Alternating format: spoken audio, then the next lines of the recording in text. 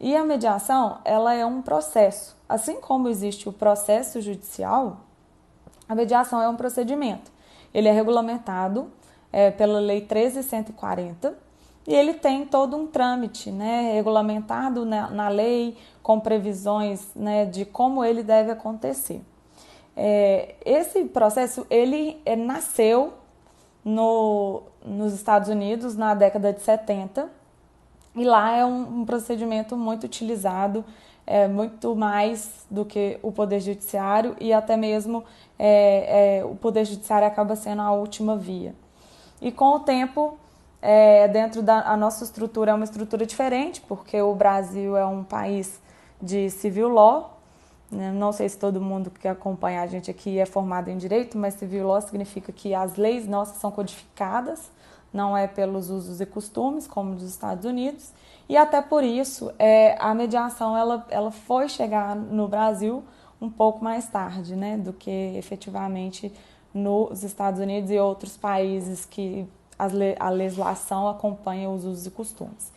E desde o ano de 2010, o CNJ começou a fazer programas de políticas públicas voltadas para o incentivo de autocomposição, né? Que as pessoas deixassem de ver o Poder Judiciário como a única via para a solução de conflitos e que trouxessem outras possibilidades, né? Outras formas de resolver os conflitos que não através do Poder Judiciário.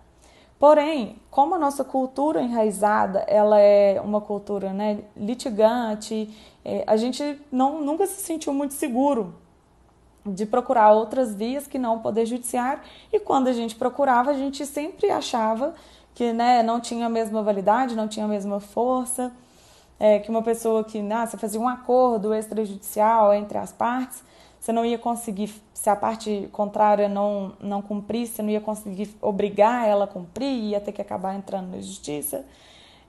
E então as políticas públicas começaram a mudar essa mentalidade até que em 2015 efetivamente se regulamentou o processo de mediação pela lei. Vou repetir o número mais uma vez para quem tiver curiosidade depois de procurar, é a Lei 13.140. Então, a mediação nada mais do que um outro tipo de processo para solucionar conflitos.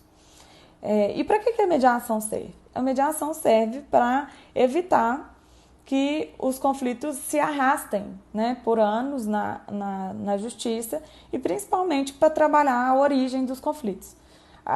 O Poder Judiciário ele é um poder, né, do Estado, então ele acaba sendo um pouco mais burocrático, ele tem, né, trâmites mais burocráticos e muitas vezes ele por ser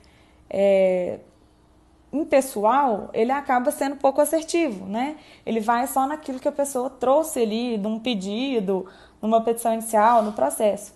E acaba que, muitas vezes, o que origina esse conflito vai muito além de um pedido ou do que simplesmente está ali.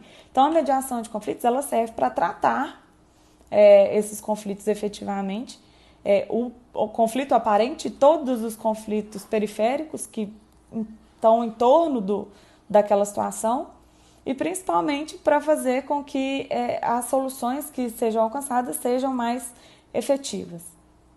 Então, quem pode participar de um procedimento de mediação? A lei prevê que qualquer pessoa, desde que ela seja capaz, né? Então, não existe nenhuma restrição. Isso é uma coisa que a gente fala muito aqui e a própria lei traz isso. Não existe uma restrição de área, uma restrição de matéria. A mediação ela pode tratar qualquer tipo de conflito, desde que as partes que estejam envolvidas sejam capazes, tenham, né, sanidade mental e maioridade, e principalmente tenham a voluntariedade, né, que é o interesse de participar desse procedimento. Então, a mediação de conflito ela serve para solucionar conflitos para qualquer pessoa que se encaixe nessa característica. Além disso, é importante a gente lembrar que quando a gente fala qualquer conflito, é qualquer conflito que admita uma transação. aqueles conflitos que envolvem bens indisponíveis, né, conforme a Constituição brasileira, eles não vão poder ser objeto de mediação, porque a própria Constituição, né, coloca que eles são indisponíveis. Então, você não pode abrir mão daquele direito, né?